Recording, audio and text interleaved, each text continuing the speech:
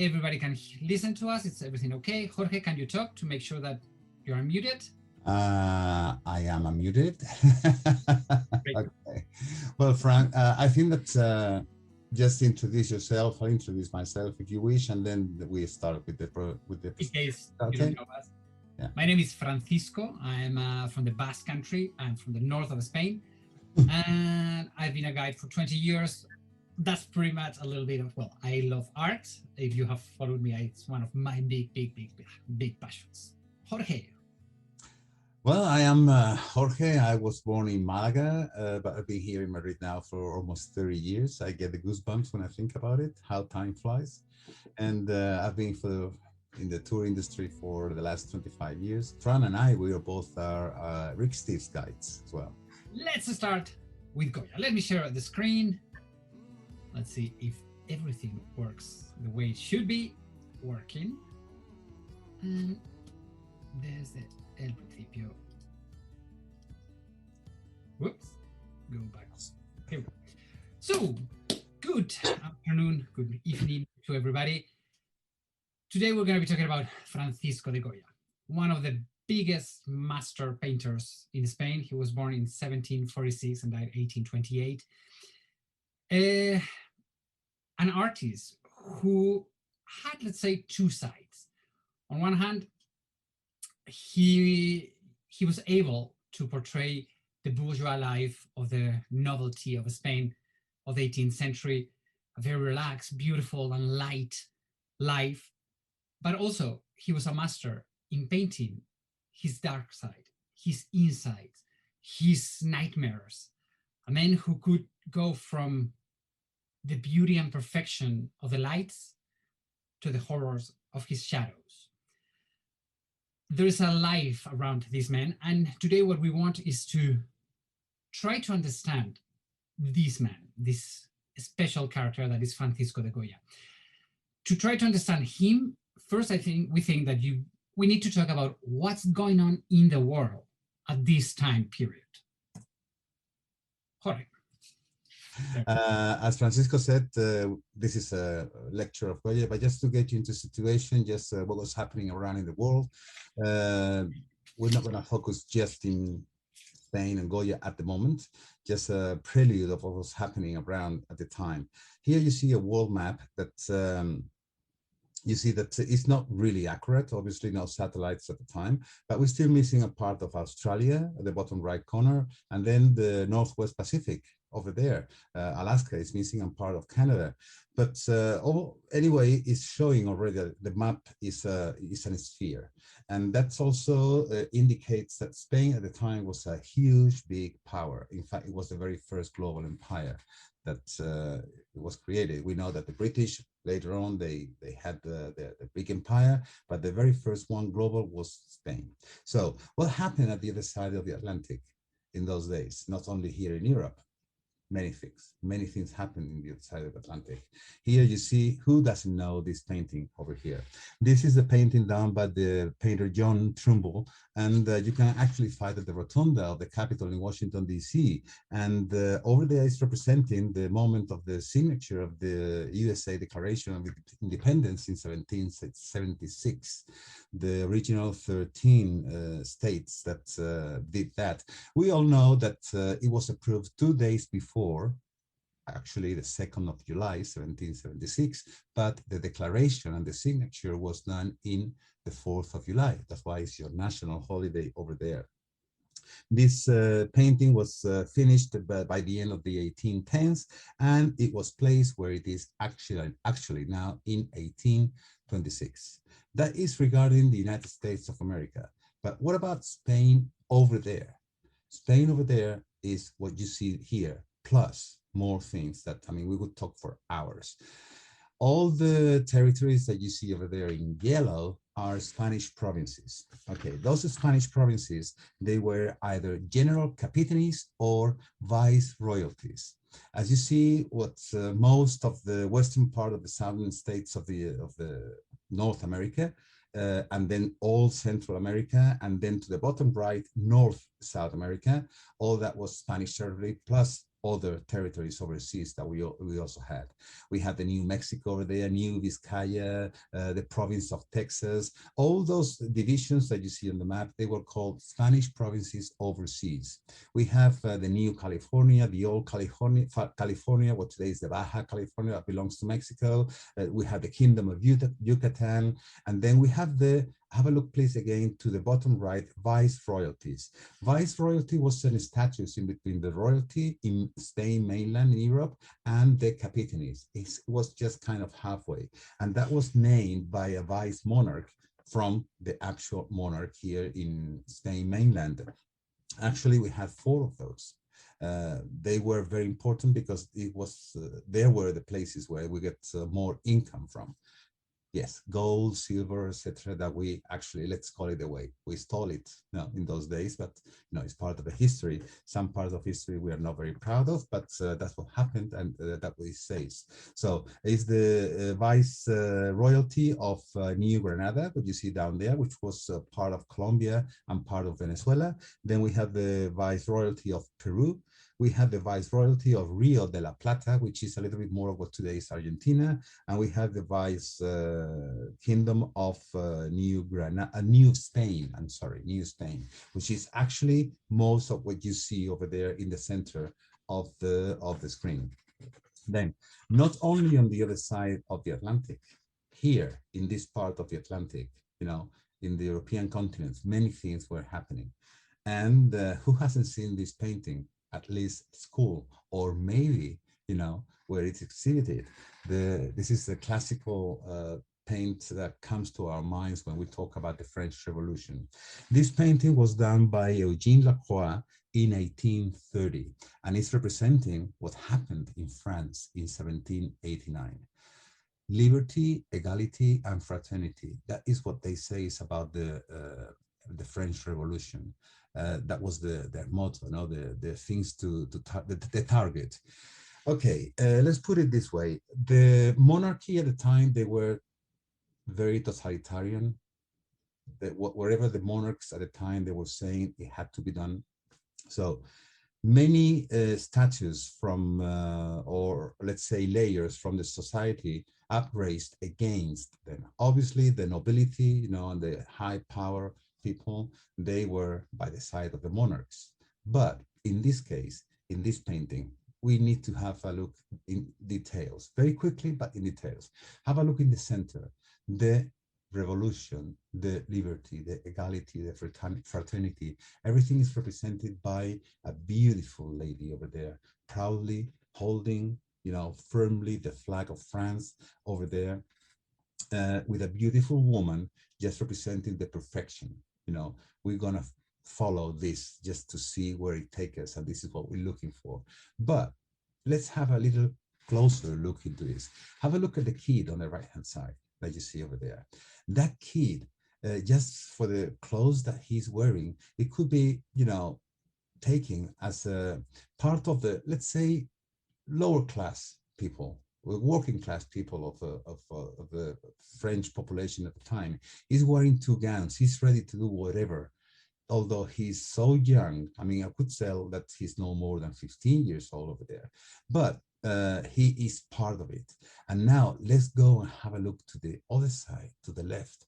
We see that man, and by the way he's dressed, he's representing like an upper class, like a middle class, because he's wearing the top hat, also that jacket that he's wearing, but he has a rifle, so he's also ready. So in here, he is representing several stratus of or layers of the French society at the time. As you see, there is a little detail where this painting could be represented, the location. Well, this is supposed to be by the Pont of Arcolay, because where you see the red circle on the right-hand side, that is supposed to be, the towers of the Parisian City Hall. So, as I said, that was painted many years later, but it's a very beautiful representation of what was happening in France in those days. But not only in politics regarding revolutions or wars. There are other things that now we have to talk about. This is the typical, how can I call this? Political propaganda. Okay, this painting over here was done by a painter called Jacques Louis David in 1801. Just imagine Napoleon when he posed for this painting. He did not pose ever for this painting. The only thing that this poor painter had to make this beautiful, we have to say it's a beautiful painting, but he had only a hat, a bust of Napoleon's face, and a jacket. And then Napoleon commissioned him to paint the face of a man, a quiet man, but at the same time has to show power and be a strong person and have a strong personality. In fact, what this painter did was imitate a painting that we're going to see later about Hannibal crossing the Alps. This is Napoleon crossing the Alps, a kind of similitude. In real life, Napoleon crossed the Alps over a mule. But here we see that brave horse, like he's just ready to battle, and Napoleon just looking at you like if he was just posing for a photography, you know. So it's just happening, you know, the political propaganda. What can we say about it? We know a lot about political propaganda lately, not only in politics and mandatories like him, also in other fields, many things were changing. And what you see over there is you're going to see the little figure of a man whose name is Mozart. Okay, he died very young at the age of 35, as you see over there. But why are we including here Mozart? Well, we have to talk about Beethoven a little bit because Beethoven have a very parallel way with Goya. Goya, as we know, he got deaf by the end of his life. So did Beethoven. But Beethoven, he had a dream, and his dream was to get some classes of piano from this man over here. When he was 16, his father sent to him to get some piano classes, but a few months later, his mother died, Beethoven's mother. He was the oldest of all the siblings, so he had to return back home. And then he started to compose music, and for 10 years, he managed to live out of his music. So we can see now, here we have Beethoven, you know, a portrait, just composing his music in the splendor of his time. For 10 years, as I said, he lived out of his music, but when he got to the age of 30, he started noticing that he was losing hearing. And my God, what is the worst thing that can happen to someone that is composing music to hear the notes? Lose hearing. So here we're going to see now a portrait when he was older. And now you can see how decrepit he goes, and his even his face's features changes a lot. Just to show you a little bit of desperation about Beethoven losing his hearing and also composing at the same time. Imagine yourself as a composer. Imagine yourself as a painter that suddenly you lose your hands or you go blind. A composer that needs to hear what he's composing, but he was totally deaf and he composed. I have chosen here a little piece of, a small piece of the Appassionata number 23 for piano, composed by Beethoven when he couldn't hear at all. And just for copyright reasons, we only have, I mean, we can only play a few seconds of it, but I want you to listen to it if you don't mind.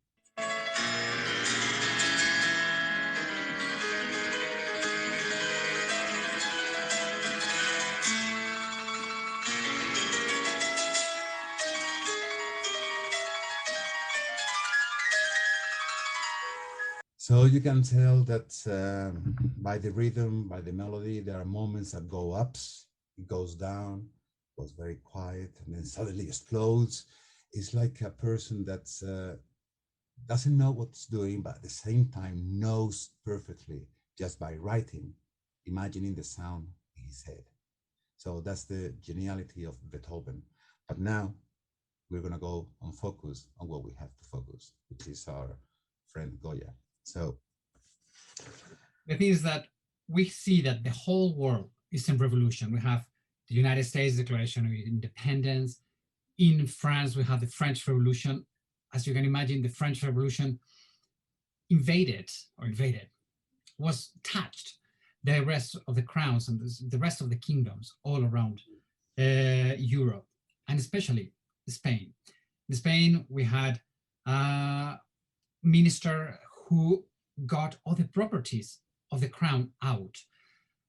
So suddenly the church starts losing power. We have a king, which is Charles IV, which is not a very good king. In fact, he's a very bad king, very weak king. So in this moment of amazing creations in Europe with music, instability all around, is when Francisco de Goya is born in a small village very close to Zaragoza. Okay? His hometown, where he was born, it was Fuendetodos in 1746. This is his actual birthplace. This is where he was born. And the reason why the family moved here is because the father of Francisco de Goya, he used to work for painters. He used to do the frames for the painters, and he would gold plated them.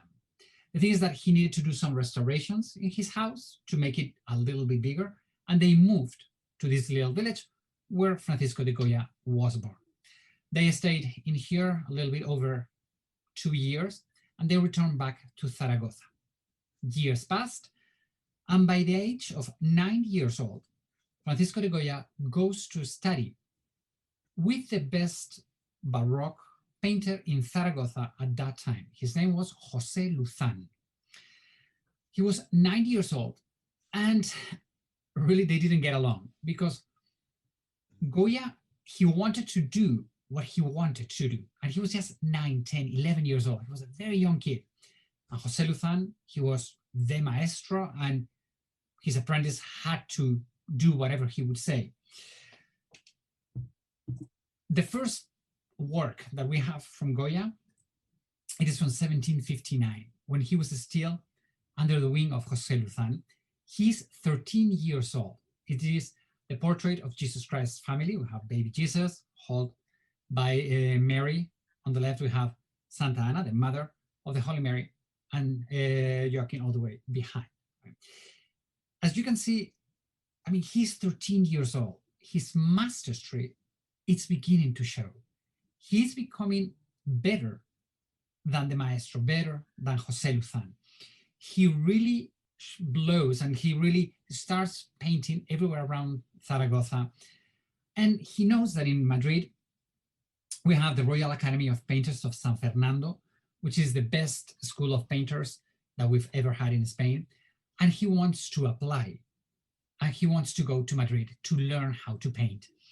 The thing is that he attempts 3 different years, and every time they had to do one of these contests, they have to present one painting.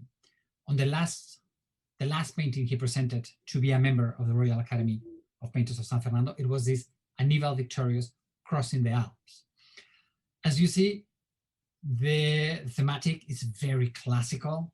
The way of approaching it is a very academic, very following the academia, the rules of the very strict academy. It is perfect and we love it, but he didn't win. He didn't win any of the 3 attempts. Another painter from Zaragoza won the contest. His name was Ramón Valleo, a man that will show up a little bit later in his life. Okay, so Ramón Valleo is the one who goes to Madrid and starts painting at the Royal Academy of San Fernando, and he starts painting directly with the court of the king, right, of Charles III and Charles IV. Now Goya is totally desperate and depressed because he cannot go to the Academy of San Fernando. So he manages to save some money because he really wants to go to Italy. He considers that in Italy, it is the basis of all the painting and everything. And he finally, in 1771, he goes to Italy and he learns from the big ones, from Leonardo da Vinci. He loved the Vitruvius Man. He considered this as the perfection in the size, the shape, everything was perfect.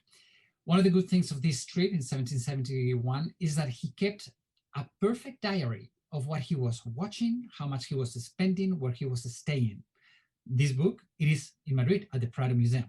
Okay? The thing is that thanks to the Vitruvius Man from Leonardo da Vinci, Goya, he sketches many, many, many things. In 1772, he had an obsession with angels. We have Leonardo da Vinci, beautiful Vitruvius Man. He sketches all of these angels, paying tribute to that. Also, in Italy, he learns about the themes, the thematic, and he falls in love with Rubens. Rubens paints this Saturn eating his son in 1636. And here what we see is the agony of the child. Years later, Goya will paint in 1821 Saturn devouring his son, but we are not seeing anymore the son. What we see is the father. It is the same thematic, different approach. Okay? The thing is that he does all his traveling in Italy, he travels a little bit in France, and he returns back to Zaragoza. And in Zaragoza, he falls in love with Josefa Valleu. And in 1773, he marries Josefa Valleu. Remember that a moment ago I told you about Ramon Valleu, the one who won the contest to be part of the Royal Academy of Painters of San Fernando? She is Ramon Valleu's sister. And here is one of the doubts that everybody has. Did Goya really love Josefa Valleu, or was this a marriage of convenience? Because his brother-in-law can open the doors of Madrid for him, which he did.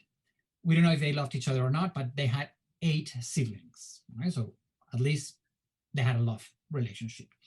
The thing is that at the end, the couple and all the kids, they moved to Madrid, and Goya discovered or relearned about the Spanish masters, especially Velázquez. Velázquez, he's from the 17th century. He is a master in the lights, the shadows, the compositions, the background. Everything is beautiful in Velázquez's work. Goya, he works with that, and he paints, he sketches, he pays tribute to the master Velázquez. Okay? So in 1778, he sketches, again, all of these Bacchus, the triumph of Bacchus that Velázquez painted. As you can imagine, all of this work that he's doing in Madrid, all of these sketches, catches the eye. He starts working or being seen by the court of King Charles III. And his brother-in-law finally gets him a job in the Spanish Academy of Tapestry. Jorge? Yes, and this is the Royal Factory, actually, of Tapestry of Madrid. It's still working today after almost 250 years. And look at the size of that tapestry they're working now on that huge, big table. There is a curiosity about this tapestry here. Everybody that works in there, they do inherit their jobs, either from their father, their mother that works in there. If you consider that you can do that, you have to go through a several and very strict process of selection, because look at that lady, the way she's working. And look at the other photo just behind her, the one on the left-hand side. They have to hang from the top cotton wools, cotton piece of cotton, and they have to draw on it what is going to be represented, and also the colors. So look at the amount of little things hanging over there with all the colors, and they actually have to be drawing with pieces of cotton, whether it is silk, cotton per se, or wool. Okay, why is that? Look, this piece is huge, absolutely huge. The original ones, the original factory, let's say the first factory that worked on this kind of pieces, they were in the Low Countries. We all know that. But there was another things commissioned by the Royal Spanish House here, and the purpose for that was not only decoration, high class, a lot of money.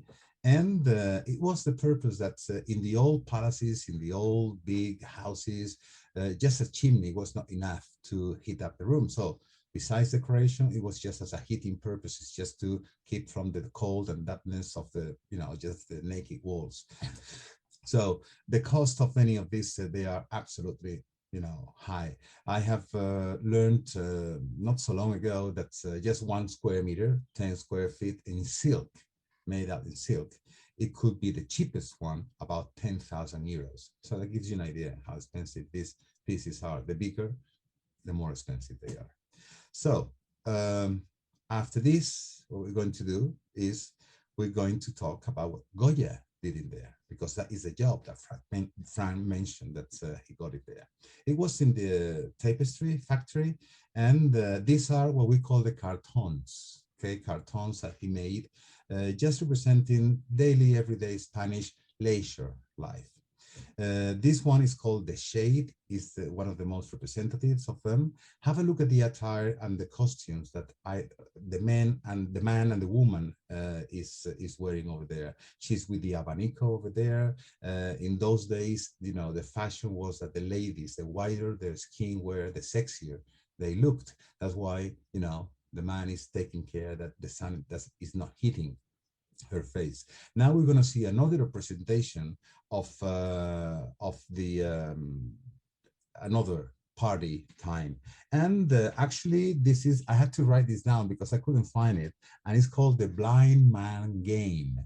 This is in Spanish it's called gallinita ciega. It's like the blind hen, but it's the blind man game in English. So look again at all the dresses of the ladies and the what the men are wearing.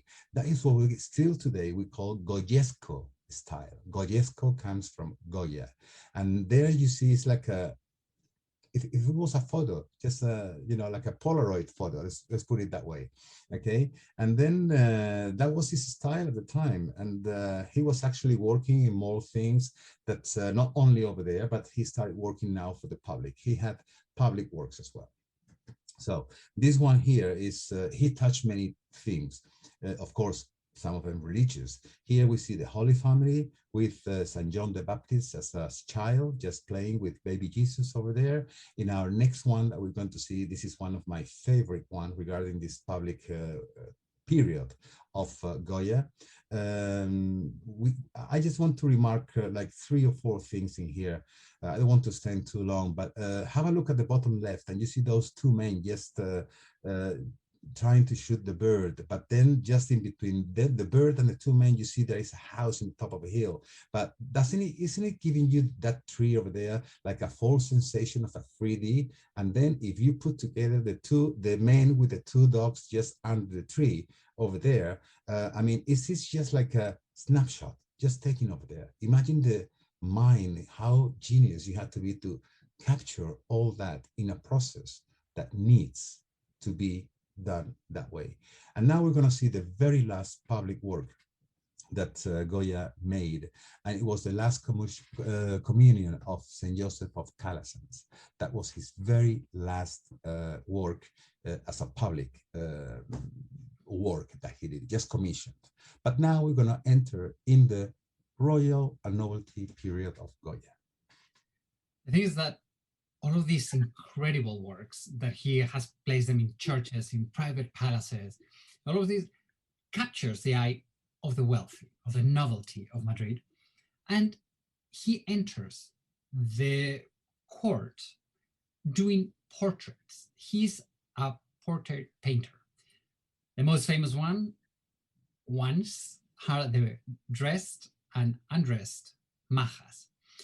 As you can imagine, to have a woman of this level, of this category, of this title, naked posing for you, you are either having a relationship with her or she feels extremely comfortable with you. This is probably the most important one, but it was not the first one. The first important portrait that Goya made, it was done to the Count of Florida Blanca. This gentleman is the one who said, okay, stop painting churches, start painting novelty, start painting us. And the thing is that in the moment Goya starts doing portraits, he really shows off his mastery because he captures the essence of the person. He's not just doing a portrait of, I'm not going to put you like super perfect. No, I'm going to capture your inside. Here, he painted the Count of Florida Blanca. Here, you have the Marquis of San Adrian.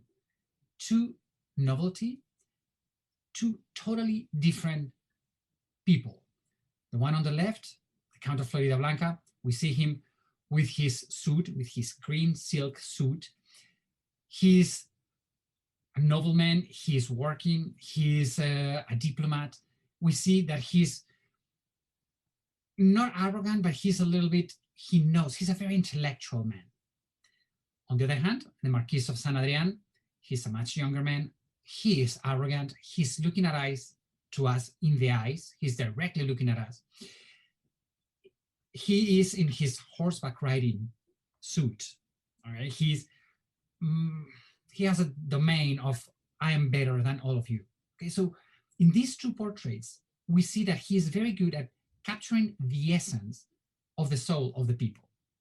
But also, what we see is his technique.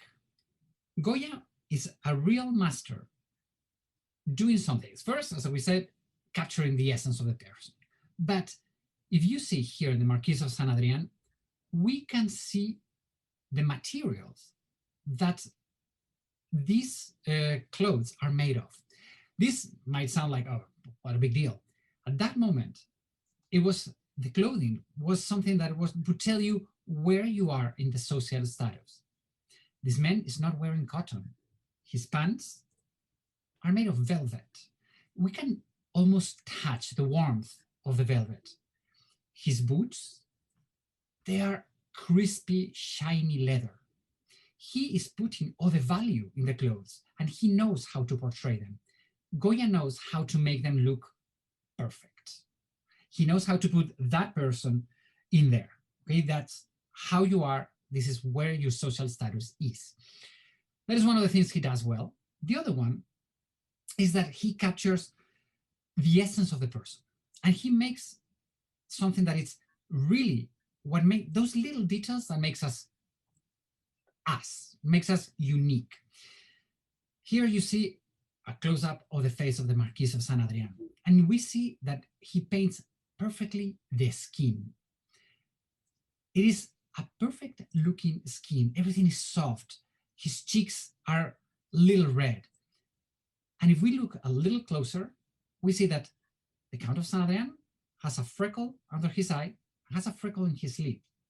He goes all the way to the smallest detail to make sure that this person is represented in soul and body. All of these paintings of the novelty of Spain, now we have a new king, which is Charles IV. And Charles IV is the one that says, hey, stop painting the people that works for me, start painting the royal family. And Goya paints many portraits of the royal family, and especially the most important one, the portrait of the family of Charles IV. And you can tell that this is the culmination of the portraits of royalty and novelty of Goya. There are so many things about this portrait. I mean, I could stay for hours talking about so many details, but unfortunately, we don't have that time here. But there are a couple, well, not a couple, more a couple of things that I would like to mention. We want to let you know. Let's focus first on the main character, not the main person in the screen, in the portrait, sorry. The main character is the monarch. Obviously, there you have, and he's the King Charles IV. What's happening to the king over there? I mean, when you see his face, he's like, come on, yeah, come on, are you done yet? Are you done yet? He's not paying attention of what Goya is doing over there, because obviously when the painter is in front of you and making a portrait of you, you have to be looking at him, just to capture the entire figure. But his absence of that moment is totally shown in that sketch over there. Before continuing, let me tell you one thing. I mean, you cannot get the whole royal family and paint that in half an hour, a couple of hours, 3 hours. No. What Goya did is with every character in this painting here, they made a portrait, just a portrait of the face, and then with all the people that are working for the monarchy, wherever they are or wherever they were, they Goya got someone that the body shape was kind of look-alike. So he painted a portrait of the king Charles IV, and then just got someone that was a little bit chubby and just made the whole thing. Let's go to our next one over here, the future king of Spain, Ferdinand the Seventh. Goya, for some reason, he knew the character of this person, and he is just painting at him with that defiant look, just staring at us directly. In fact, some years later, this man made a mutiny against his father together with the prime minister, Mr. Godoy, at the time. Okay, but let's focus now in who was going to be his wife. There you see, you cannot tell who she's going to be. Why? Because at the time that the painting was done, no wife was assigned yet to him. And you're going to say, what do you mean assigned? In the old days, the monarchies, they had to arrange marriages just to keep on going with the dynasties, enlarging their power with bigger empires, etc., etc. So Goya had the ability to paint the future queen without a face, just like if she's standing over there, just in a moment, just like saying to everybody, is everything okay over there? And we can tell she's a lady, she's a woman, but we cannot see her face. How brilliant that could be. Let's focus now on that lady over there. That lady, this is a way that Goya wasn't a genius. He was a very clever man, besides a genius. Princess Charlotte. In those days was the Salica law still ruling here in Spain. Salica law meant that not the first descendant of the line was going to rule the country, was going to be the very first male descendant. Sorry, ladies, that was the life in those days, not today, but that is the older sister of King Charles IV. And as you can see, in the dynasty line, she's more important than him because she's older. But Goya ridiculized a little bit of the royal family, like putting her in a second lane, just behind, just showing a little bit of her face, just like that. Let's continue with the next character, that person over there. That was another sister of the monarch, Sister Maria. And what you see over here is not a birthmark. Actually, it's a freckle, false freckle. It was very fashionable at the time to use false freckles, whatever, But he was trying to ridiculize her by that freckle. But she saw her very pretty because she thought that the big freckle was going to show her more power and more fashionable. Let's go now to what I said earlier, the big character of this. I mean, this is a royal family, and who should be in the center? The monarch, the king, but no, is his wife. They were both cousins, and they were married. What can I say about Queen Maria Luisa? So many things. First, she was supposed to be the lover of the prime minister, Mr. Godoy. In fact, the little baby that you see over there in just holding her hand, they were saying that he looked very much like Mr. Godoy. Besides, she had 24 pregnancies. Only 7 of the kids survived and went or reached the adult life. So she had no calcium. What happened to that? She had no teeth. She was wearing false teeth at the time, but she had that distorted face when you have no teeth. And what he did, Goya painted her prettier than she wanted. She was absolutely amazed. Goya and her, they didn't get along very well, okay? But that was a way of kind of putting together the whole family, ridiculizing it in a little way. It's like the sister over there, that defiant look of the future king. But there was another thing that's only could come out from a genius, which is including Goya himself inside of the royal family portrait. There you see. So you see Goya just in the background, at the very back, but he's there with the royal family. I mean, how can it be that a person can pass the censorship, if you want to call it that way, just to be someone who was paid by the monarchy and commissioned by them to make a portrait, a royal portrait, what was supposed to be one of the most powerful empires of the time, with the dumbest monarch we ever had, seriously, Charles IV, including himself into the royal family portrait. In fact, not only that, but he was paying a tribute to another master.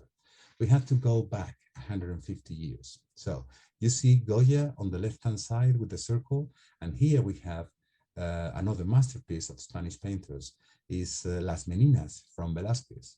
Now, let's pay attention at where Velázquez is and look at the left-hand side where Goya is, and the canvas, the similitude of both paintings. Now, on the right-hand side is not a portrait of the royal family, or it is. Let's pay attention to that. We have like a kind of another instant photograph taken over there. The little princess in the center with one of the servants on the side, just offering her some water. We have the other maid on the other side, and a couple of watchers just at the back. We have the dog there at the front. We have that man just behind the door frame at the very end of that. And then but to the left of the door, we see like a frame, that one. That's not a painting. Those are the monarchs at the time, the parents of that little lady in the center of the painting, that they are watching what they are doing. So in fact, we are those who are watching that reflected on that mirror, because this is a mirror, it's not a painting. So is that a royal family portrait? Yes. Goya did the same with all the members in front and he there. Over here, Velázquez was representing the monarchs inside of the mirror, like if they were where we are now. And another characteristic of both paintings, and Goya also paying tribute to Velázquez, is that we do see in both paintings inside of the painting, little representations that we have over here. Well, what about remember the lady that it was like that in that painting? There wasn't one, there were four, because Ferdinand VII, he married 4 times. And this lady over here, she was a princess from Portugal, as you see over there, Maria Isabel de Braganza. And she's showing you something out of a window, a building. With the other hand, her left hand, she's pointed at the plans of what today we have the opportunity to see all the legacy that Spain has been collecting through the centuries and through dynasties, which is located in the Prado Museum here in Madrid. And here, we have another tribute to the master, one of the masters. This is the main entrance of the Prado Museum, and that statue is representing Velázquez, the one who painted Las Meninas earlier. Well, and here, not only just the, Charles IV royal family portrait over here, but some of the things that's happened that we're going to get to know by now. Francisco, please. So the thing is that you have all of these court, very sumptuous and everything, like they don't see what's going on in the rest of Europe. And the rest of Europe, the French Revolution has passed, and Napoleon Bonaparte, it's now the big emperor. And Napoleon wants to be the emperor of all Europe. His enemy are the Brits. He wants to conquer, or he wants to make the British Empire, go down, down, down. At this moment, the Kingdom of Portugal are the big allies, naval allies of the Brits. So Napoleon asks permission to the King Charles IV do you mind if I cross Spain? I want to conquer Portugal. And the king says, no, no, no, no, I'm not gonna, I get along pretty well with the Kingdom of Portugal. I don't want to get in trouble with them. And then Napoleon, as a very clever military, he said, okay, you know, as I conquer Portugal, I'm also going to conquer Gibraltar. If you see all the way at the south of Spain, we have Gibraltar. Whoever controls Gibraltar controls the pass into the Mediterranean. And that happens that it's not Spanish. It was from the British Kingdom. Then the king said, oh, go ahead, you may cross. And Napoleon Bonaparte crossed Spain, supposedly to conquer Portugal. What he did is that he conquered Spain. He conquered Spain and he put his brother, Joseph Bonaparte, as the Emperor of Spain. He was the Emperor of Spain since 1803 until 1813. The Bonaparte family, here's the coat of arms, suddenly appeared in the coat of arms of Spain. Here we have the coat of Spain with the Bonaparte shield on top of it. As you can imagine, as the French, they were crossing Spain, it was not in peace. They were killing and destroying everything. And Goya goes crazy. He doesn't understand what's going on. He's an intellectual, so he's very much with the French Revolution, then with Napoleon. So he doesn't know where he stands, but what he knows that he doesn't like, it's all the violence in Spain. And suddenly Goya changes from the light and starts going into the shadows, into his darkness. He paints the charge of the Mamelukes, which is what happened in Madrid on the 2nd of May 1808, when the French troops got into Spain, got into Madrid, and killed all the locals. This painting, it's very academy painting. It's very romantic, let's put it that way. I mean, it's very brutal, but it's very okay to what was going on that time period, art speaking. But later, he painted this one, which is the shootings or the killings of the 3rd of May. And here it's when Goya changes drastically. He goes from painting the bourgeois life to being a political painter. Now he's putting the French soldiers on the right, the innocent people of Madrid on the left. He is a master with the lights. I mean, here we know we see it's the night. In the middle, he puts a lamp that gives all the light into the defeated men. This man with a white shirt, he has totally been defeated. He knows he's going to die. Remember when Goya painted the Marquis of San Adrian, we could see his eyes. We could see how arrogant he was. Well, Goya here has changed the way of painting, but we still see the deep, the fear, the deception, the horror, the defeatness in the eyes of this character. From here on, Goya goes darker and darker and darker. Really, this painting, it's about the horror of the war, how 1808 innocent people are going to be killed. And as Francisco said, is when we start perceiving how Goya is changing his style. He not only changed the canvases and the portraits, but he changed also the materials, and he painted a collection of lithographies. One of them is about bullfighting, in Spanish called tauromaquia. Is the, let's say, the art of bullfighting. We're not going to get into if it is an art or not, but it's just that, okay? And here we see that he's changing from colors to one black and white palette and all in between, which is gray palette. We see perfectly how the sun is hitting the arena over there, the ring of the gradery over there, and also the back part of the pool we see is heated by the sun. And we see that dramatic moment at the very end of the corrida when the matador is about to kill the bull over there, but he still keeps some little touches of that splendor that he had when he was working at the tapestries factory. Look at the attire or the dress of the or the costume of the matador. You know, it's still that Goyesco style. Okay, that's how we call it. And then we see in the other one, in this kind of lithographies, he is showing an evolution. The one that you saw on the left-hand side is the very first one, but then here is one that it goes just halfway through that series. In here, we see we can tell that the bull there is very arrogant, but no, the bull is defending himself of that bunch of men that's trying to kill him. Also, you can see some men down there on the ground being killed already by the bull.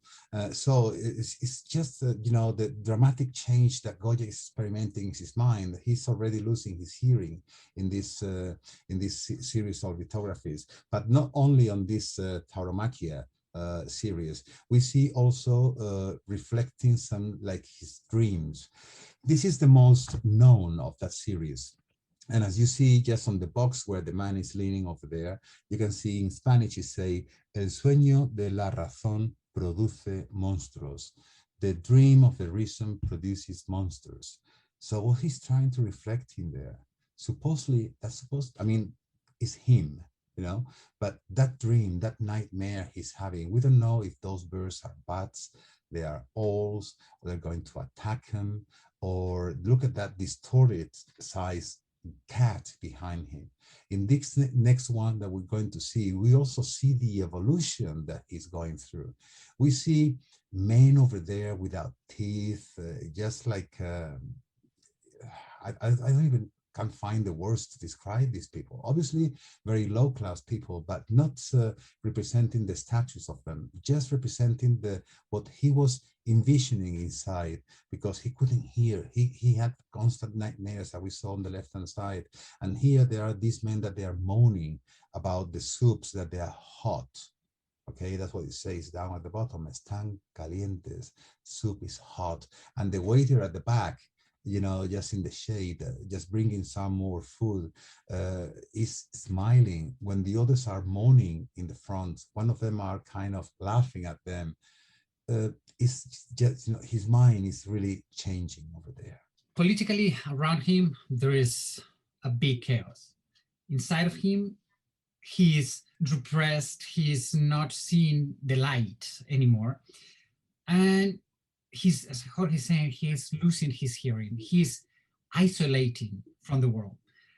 And Goya decides to move outside of the city of Madrid to a house nearby. He wants to be by himself. And this is when he paints the dark paintings, his famous dark paintings.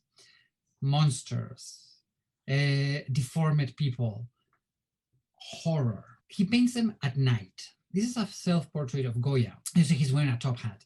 And he has something funny on the top hat. The thing is that when he painted the nightmares, when he painted the dark paintings, it's believed that he painted them, most of them, at night, when it was completely dark. And what he did is in that top hat, he would put candles.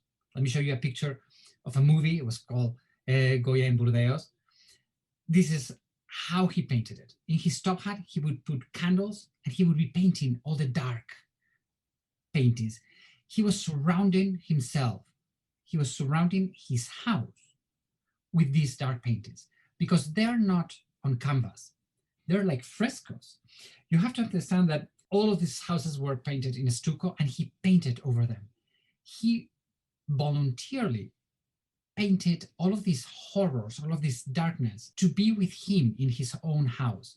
So inside of his mind, he's crumbling, and outside it shows how it's crumbling. Especially he goes into the aquelarres, the back meadows. What are aquelarre? Aquelarre, I told you that I'm Basque. This is the only Basque word that is in the world. Aquelarre, it is the dance with the devil. It's a moment that in the Basque culture, they said that women would have incest, would have sex with evil, and would have kids. He is very close to the Basque country. He was born very close to the Basque country. He knows about all of these traditions, all of these witches comes to him. The fear, look at this woman looking at the goat, like afraid, but she's there. It's very tormented. Imagine having all of these paintings at home. And it is when he paints the most iconic image, which is Saturn eating his son. In this painting, we saw what Rubens did before, and we saw that we were seeing the image of the son. Here, he centers in the horror of the father. The father is crazy. The father, he's realizing that he's eating his own son, and he's looking at us in horror. He's looking at us in panic, saying, what am I doing that I cannot stop it? Is this Goya going in his mind, trying to get away of his depression, but he cannot? It's a very tormented way of painting. And if this is a total change in the thematic, it's also a total change in the way of painting. Remember the Marquis of Saint Adrian, how beautiful skin this gentleman has. We don't see the strokes of his brush on the Marquis of Saint Adrian. Everything is perfect, it's soft, it's delicate. If we look in the image on the left, it has changed drastically. He has changed. He doesn't care about the perfection of the skin anymore. We see the brush strokes. This technique is called l'étage. This attach. He is putting more value in what he makes us feel than what we see. Now it's not anymore just about the perfect portrait.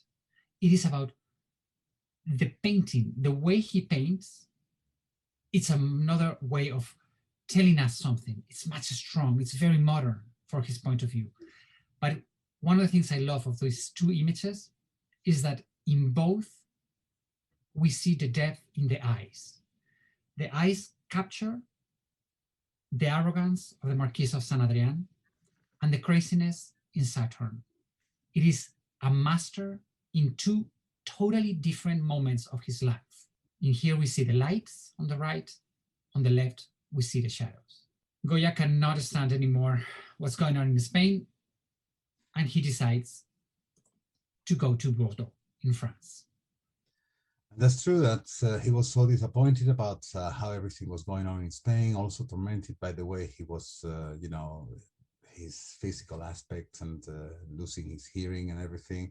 So he decides to go to Bordeaux in 1824. There you see, this is a representation of how the city looked at that time. And he died 4 years later.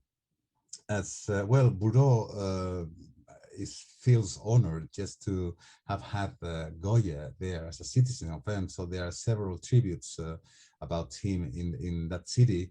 But just as a legacy, as a last, how can I call it? As a last point of brilliantness that just to leave it there for the future, this is his last work that he made, The Meek Lady from Bordeaux. Look at the strokes that Fran just mentioned, the touch, the cheeks of the lady, it's almost like tangible. The eyes, the expression of the eyes, so melancholic, the shawl that she's wearing, the little details of the blouse, and also that other thing that if you don't pay attention, you're gonna miss it. It's on the bottom left part, is the pot where that lady is supposed to be carrying the milk. But at the same time, to himself, this is my last job. Why do we know that? Because we can see the dark part of his side still there, just trying to show off a little bit that she is in nowhere. We don't see where she is. She's just sitting somewhere with a pot over there. But how beautiful is this portrait after all that tormented life that he had, with his ups and downs and more downs than ups, at the last stage of his life, living this as a legacy. But what happened when he died? What happened when he died? He was totally forgotten. He died and he was buried in the cemetery in a double grave. Actually, he was buried together with his in-law called Miguel de Goycochea. And it was the Spanish consul in Bordeaux in 1880. I mean, we're talking more than 50 years after he died, who accidentally discovered that grave, with inscription of Francisco de Goya. So I said, well, how can it be that this person is here? So it took 8 years in between the Spanish and French authorities with all the bureaucracy to get the remains of Goya back to Spain. But what happened? Well, when they opened the grave, they found that there was no head. Nobody knows what happens. There are some theorists over there. And there is a pseudoscience called phrenologism. And the phrenologists, they do believe that the genius of a person can be measured by the size and the shape of the brain, the skull, not the brain, sorry, the skull itself. There is another theory over there that I don't believe in that. That it says that the brain was borrowed somehow by some university in medicine just to study if they could see the genius of Goya just by studying the brain.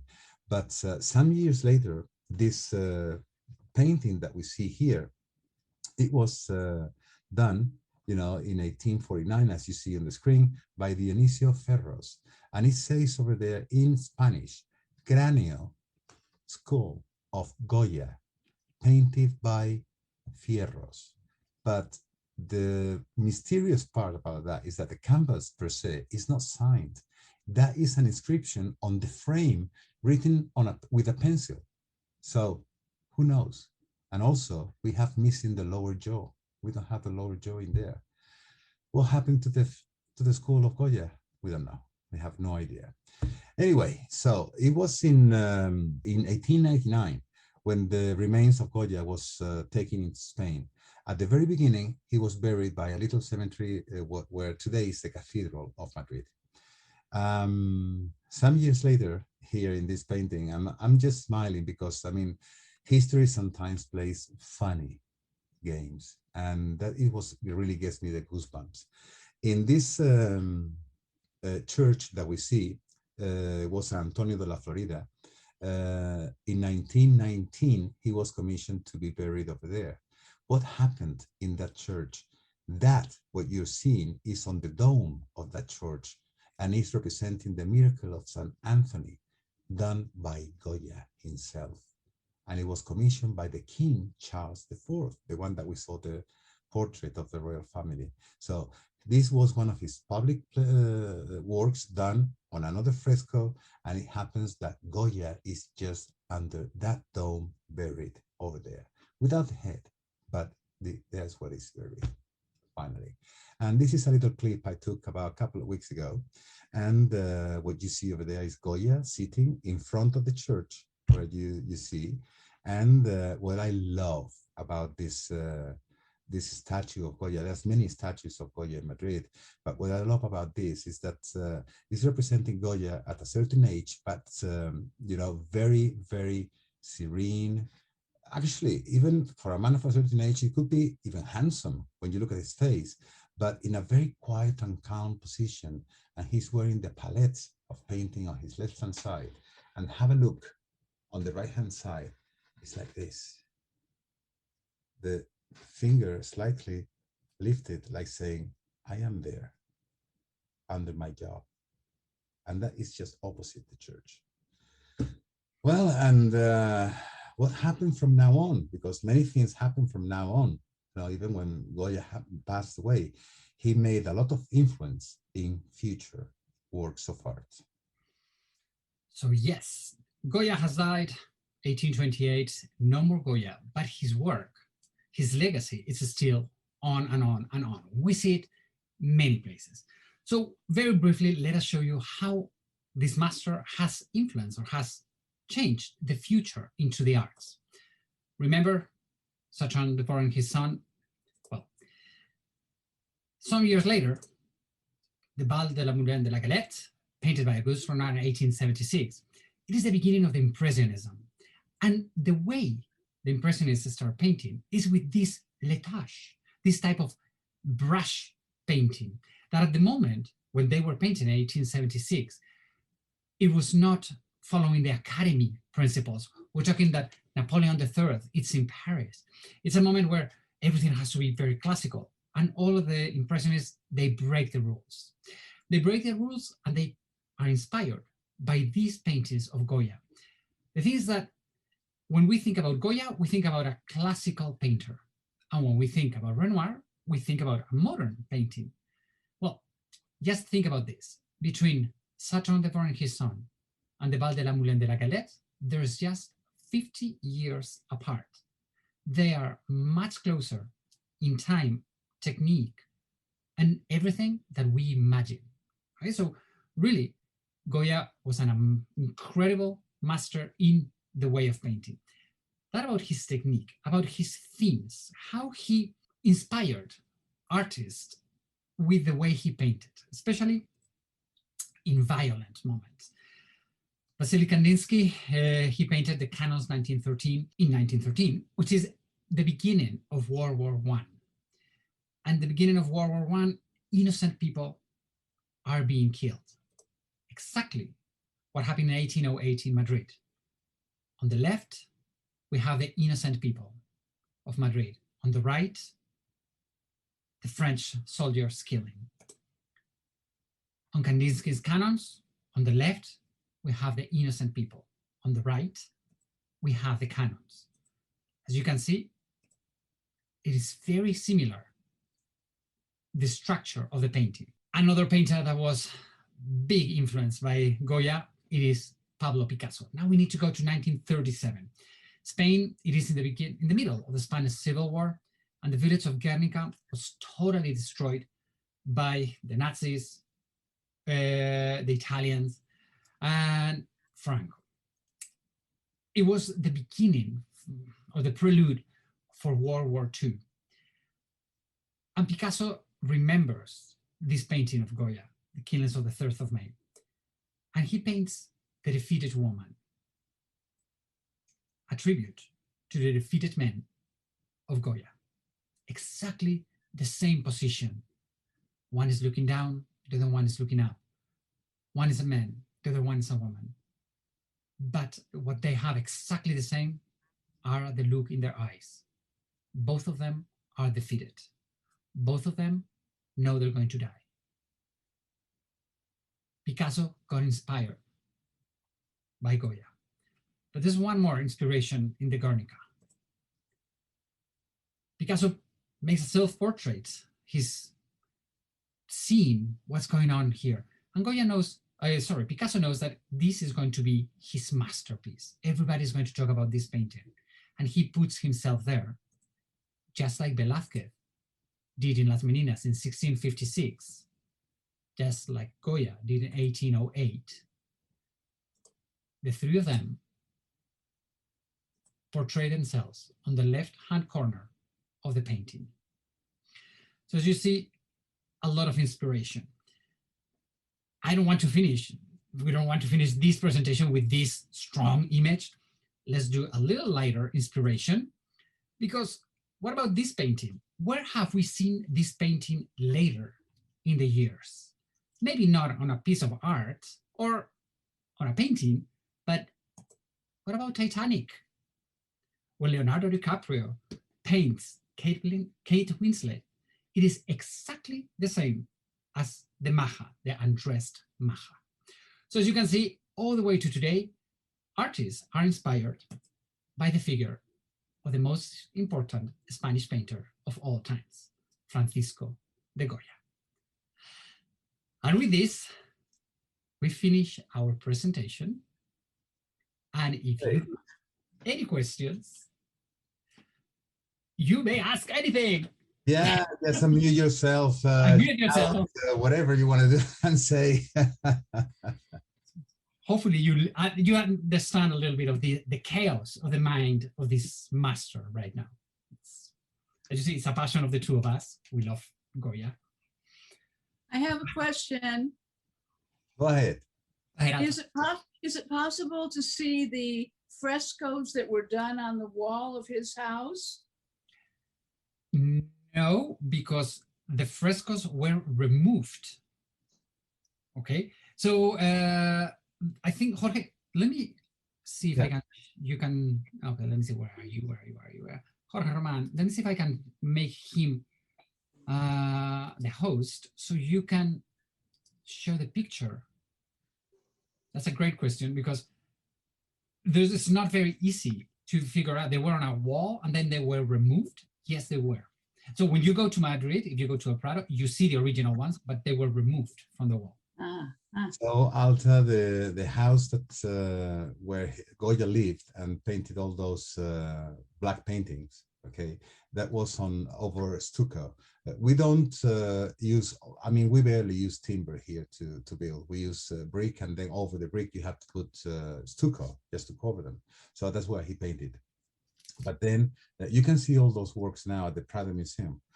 Not all of them. I think that two of them got ruined using the technique they used to remove them out of the walls. We saw in one of the slides how they were distributed in the home. The house was bought by a French speculator a few years after Goya left Spain. And they use a technique, which I'll let you know in a minute if you want me to, that he removed them out of the walls and took them to an international exhibit in Paris in the 1840s, I believe it was. And it was unsuccessful at all. He thought he was, you know, he had a treasure in his hands.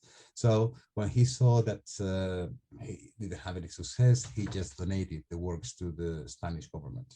So the technique that they used, I have to read it because it's a little bit complicated just to understand. I made here a little resume for all of you. It's called strappo with a double P, strappo, S-T-R-A-P-P-O. And it has several steps. But first of all, I'm just going to show you a photo just to let you know, which is, or just to understand a little bit the techniques. Look at that. Can you see that photo? Yeah. Okay. All right. So I'm just going to, I will be back to this photo later, but the strappo, it has several steps. First, you have to clean really well what you have on the wall, or the wall per se, making sure that you're not going to delete it or erase anything that is on the wall. And then it has to be with a non-organic fixer. That way you will not alter the original colors. Then you have to cover it with what's it called, unwaxed glue. So just two steps already. Then after that, all the gauzy chiffon or canvases that you're going to be used has to be soaked in organic glue soluble in water. So that is step number 3. After that, depending on the state of the frescoes, you have to choose either one fabric or another, and also depends on how thick the wall is. Then you have to glue them to the wall, but you have to be so careful. I mean, it is a process of several days. You have to be very careful. You have to just brush absolutely everything and make sure there is not a single little bubble of air, because that will ruin the whole process. So it has to be totally flat with the wall. So it depends in how the state of the wall were. That's why I said that, some of them were ruined because some of the walls were, the house was very old. Then after that, depending on the conditions of the paintings, you have to be adding one or more layer using the same process. And then at the same time, when everything is dried out, what you have to do is just you have to pull carefully with a palette, like this, very, very careful, and then rolling that canvas or gauzes or whatever fabric you've used to take them out, just to make sure that you get everything stuck to the piece of fabric that you are rolling. So as you are rolling them out, you have to be doing it almost like a 1/10 of an inch by a 1/10 of an inch, just like that. And then once the painting is off the wall, you have to unroll it and do practically the same process, but the opposite way, because then you have to get out the very first layer that is over the painting. You have to fix it over a frame or whatever stand that you're going to put them. And then with hot water, imagine we're using wax glue, then we're using some organics kind of materials over there, and then hot water just to detach all the fabric of all the layers. And then it comes a moment that if all the process goes well, is when the painting is just attached to that last layer of stucco. Mm, It's just fantastic. interesting. It's just fantastic. Hmm. So it was a shame for the speculator who bought the house, sorry, and he thought that he bought the treasure of his life, and he did, but he didn't know. So it was much more appreciated later on when now we're studying Goya and his tormented mind. Yeah. Well, more questions, ladies. Julian. Oh, Lina. Yes, please go ahead. Yep. Sorry. Yeah. No, Yeah. well, first of all, thank you. Thank you.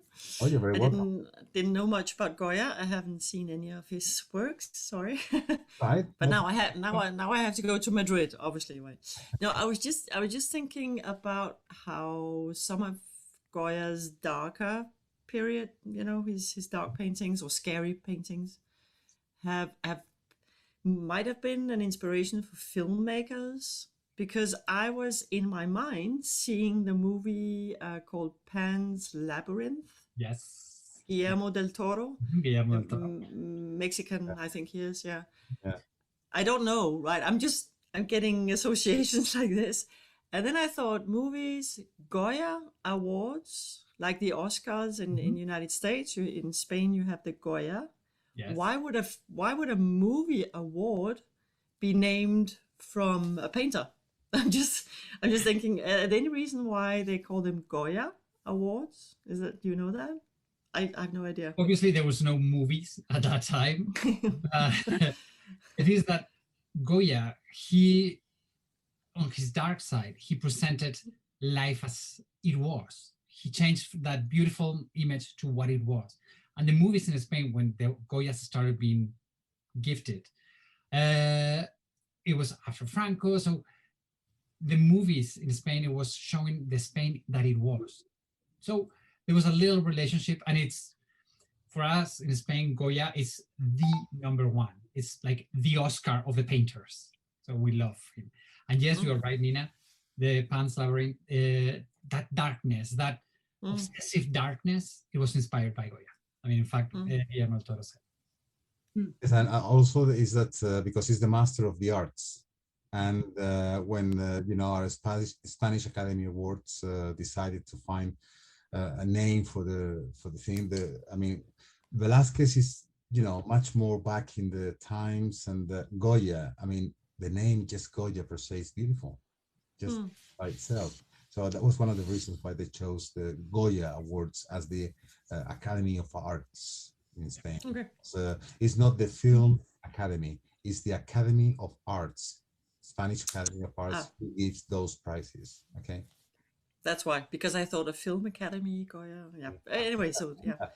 And can I just say another thing is when you have that painting by Goya, what is that? The 3rd of May, is that it? With the shooting, the execution. Yeah. And just you probably there's been other famous execution scenes. And in my mind, I had it's not an execution scene. It's a photo by Robert Capa, the photographer from the Spanish Civil War. When you have a soldier, he right the moment when the Republican soldier gets hit, Capa got that, and the expression on the face of the Republican soldier and the movement of the body.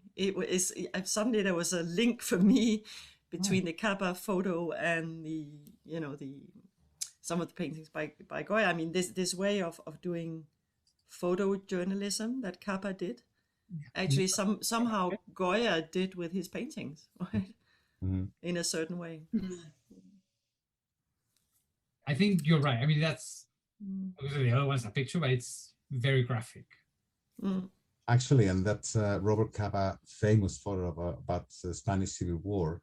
It was just a a click on a camera at the right moment, at the right second, at the right place. But it was, I mean, now that you're talking about it, it's like a vision that Goya had of what is that moment.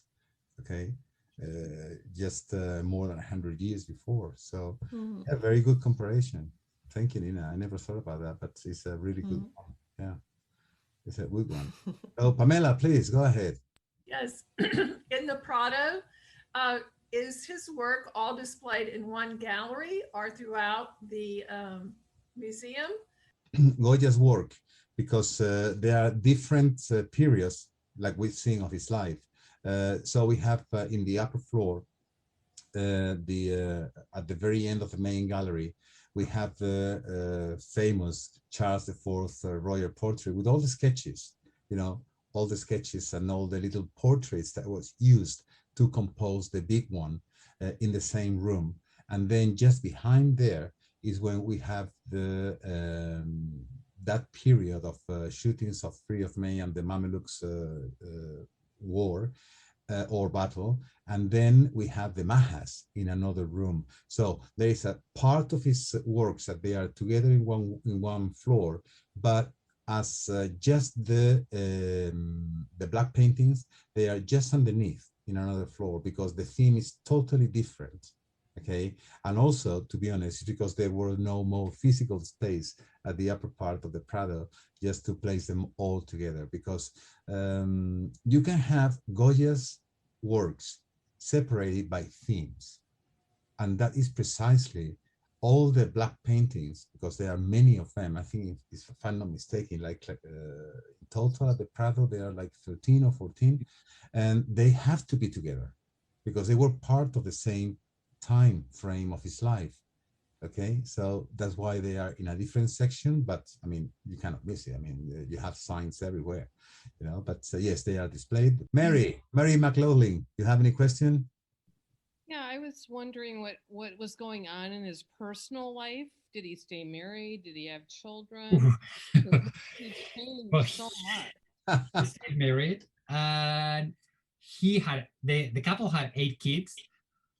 But there's another belief that there's more than a belief that he had a homosexual relationship, which obviously at that time period was totally censorship. And the thing is that there are a lot of letters that they are in the verge of, you don't know if it's friendship or there's love with this gentleman. Okay, and so that's why when I told you that we don't know if he really loved Josefa Vallejo, his wife, it's because of these letters. The letters are beautiful. It's the way he talks in the letters. It's a beautiful love story that had to be hidden. Mm-hmm. We cannot say it because other people say that he was the lover of the Duchess of Alba. The Duchess of Alba, the most powerful women in Spain.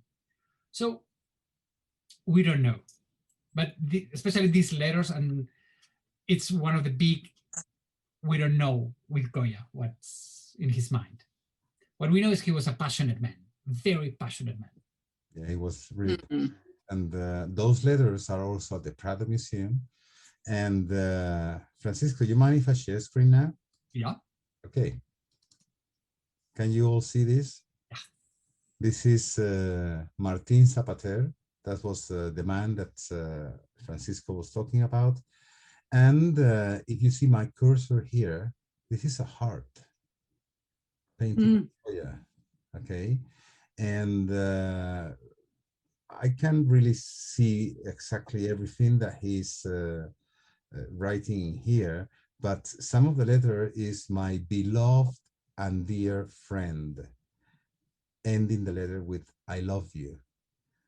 So this other letter over here with this heart, that was the way in those days. Now we know, we do say this, or we do make this little thing just to represent the heart, or the little heart shape. I love New York, I love San Francisco, etc. But that was the way in those years that lovers used to express their real love by painting a heart that way. So passionate man, yeah, of course. So Janet, you don't have any question here? No, it's been so interesting. I didn't know anything about Goya. Now I know more.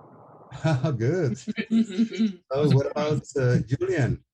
Thank you very much, both Jorge and Fran, for, I think, a great presentation of a very difficult subject. And I actually do know a lot about Goya, so I was really interested to show the way you portrayed it. And I think it's very difficult because there's this enormous break in his work. And I don't know if you mentioned this, Fran. I think you probably did, but I might have missed it. What I find very interesting, my understanding is that the paintings, the so-called black paintings that he did at La Quinta, the house outside Madrid, were his own pleasure. Everything else he did had been commissioned by people and paid for. And in this period, this mysterious paintings that we can't really understand, he was doing for himself. And I've also, that's important. And because those of you who know me, I live and work in France, I can add in a little bit to the French side of the story. And Jorge, you probably know this, but the period when the black paintings went to France was almost as long after his death as the transfer of the body. It was a long, long period. And I think they went for the 1878 Universal Exhibition and were displayed at the Tocadero, which just by coincidence is the place where 60 years later, Picasso's Guernica will go on display. Not the same building, but the same site. That's right, yeah, you're right. And the story between, as I remember it, the story between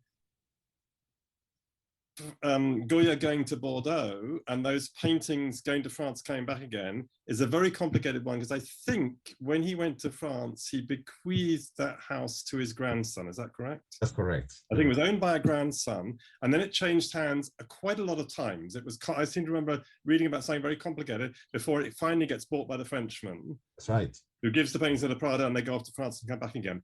And I wanted to add another little bit of French bit, if I may. I think, Fran, you're absolutely right in emphasizing the extraordinary influence Goya had. I'm not sure if I'd go as far as you in saying that he is the most important Spanish painter, because you have a lot of people who are very important. You showed Velasquez, for instance. Yes. But Goya's influence is massive. And because of time constraints, you leapt straight to Impressionism. In between, there is a massively important French painter, Edouard Manet, M-A-N-E-T, not Monet, M-O-N-E-T, who of course did a execution scene, the execution of the Emperor Maximilian in Mexico, which is almost a copy of Goya's 3rd of May. And he also did balcony scenes that are like Goya's balcony scenes. So I would put in between the Impressionism, there's this enormous influence on Manet, who was obsessed with things Spanish and with Goya. And then he in turn has an enormous influence on the Impressionists. And one other thing, I know, we all know that Fran is a world expert and passionate about Picasso's Guernica. And I love the way you showed the similarity between Goya and Guernica. But I would add in 2 other Picasso paintings that come to mind, which for me are even more copies of the 3rd of May by Goya. And there's a chapel in Valoris in the south of France, the pottery village, called the Chapel of War and Peace, Guerre et Paix, where there is a shooting scene on one of the walls, the war side, that looks exactly like 3rd of May. And even more like it is a painting, I think is called Massacre in Korea, that shows people shooting from the right and the innocents on the left-hand side.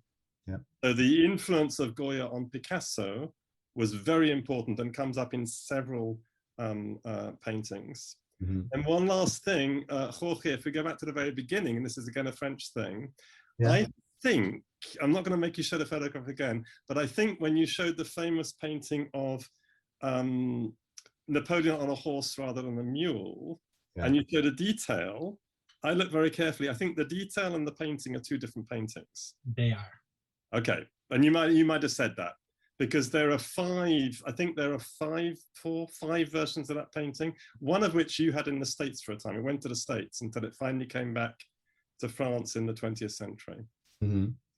Yeah, I mean, if we were to talk here about every single influence, every single you can't. I know you're part, you know, we have to seriously. I mean, Fran and I, we've been working for how long, Fran? About a couple of weeks on this, And we had to say, okay, we're gonna do this, and then we said, hey, we got no time here. I mean, You did, and I think you did a very good job to put we so much really tried to take material out because we couldn't, you know, take so much time. I mean, your generosity being here today is overwhelming, but I mean, we need to keep it interesting, and also with all the pain of our hearts, we really had to get things out of our what we had to show in here. So we were just. You don't need to defend yourself. I wasn't giving you a criticism at all. No, at all. But anyway, I mean, I just love your input because you're adding job what we have, you know, put apart. So it's perfect. Thank you so much. So Linda, and do you have anything to say, please? Over there, you have any question? Oh. No, I don't, but thank you. It was very lovely to listen to this. Oh, well, thank you so much. And just for using, and I can remember your name, Altas, your friend, Linda as well? Jerry. Oh, Jerry. Sorry, Jerry. Yes. Oh, it was very, very enjoyable. Thank you. It was wonderful. Thanks to both of you. No, you're very welcome. Our pleasure to be here and just doing things. And Frank, we made it. Thank you, everybody, for joining in. Hopefully you have learned a little bit about Goya and our passion for Goya. Yeah. Thank you, everybody, for showing up. And we will send you the recording that is going to be live for 2 weeks. You can watch it, share it, whatever, for 2 weeks. And then it will disappear. It will vanish. Have a wonderful, wonderful weekend, everybody. Oh, you too. Thank you so much indeed to everybody. So have a good time, and thank you for coming over. Okay.